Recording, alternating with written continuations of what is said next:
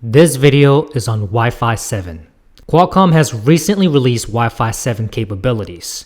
The key highlight for this technology is the capability to bring 75% reduction in real-time latency, which will bring a lot of benefits to emerging technologies like AR and VR that requires high throughput and low latency. Qualcomm is the first one to release Wi-Fi 7. It has tri- and quad-band Wi-Fi 7 configurations ranging from 10 to over 33 gigabits per second peak wireless capacity. Wi-Fi 7 is also referred to as IEEE 802.11be.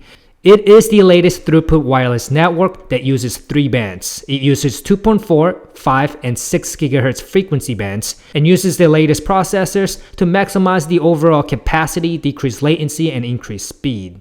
Wi-Fi 7 truly opened up the extra 6 GHz band and expanded other bands. The 2.4 GHz band have 11 channels of 20 MHz each.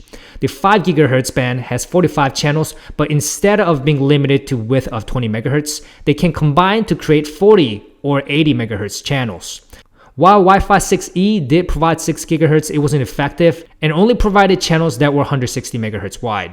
Wi-Fi 7, on the other hand, supports channels that are up to 320 MHz wide. Simply put, Wi-Fi 7 will widen the channel, which means it can transmit more data. The biggest thing to highlight regarding Wi-Fi 7 is the multi-link operation.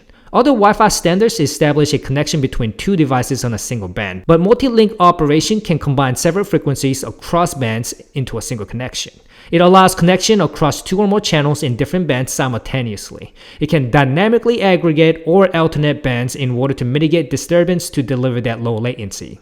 Let's take a quick look at Qualcomm's platforms. We got Networking Pro 1620, which is a quad band that offers 33.1 gigabits per second peak wireless capacity. It's great for big enterprise. Then we got the Networking Pro 1220 tri-band that offers 21.6 gigabits per second, which is good for medium-sized company and SMB. And we got the Networking Pro 820 and 620, which are good for small companies. And lastly, we got the Immersive Home platforms, which are good for premium homes, prosumers, and gaming.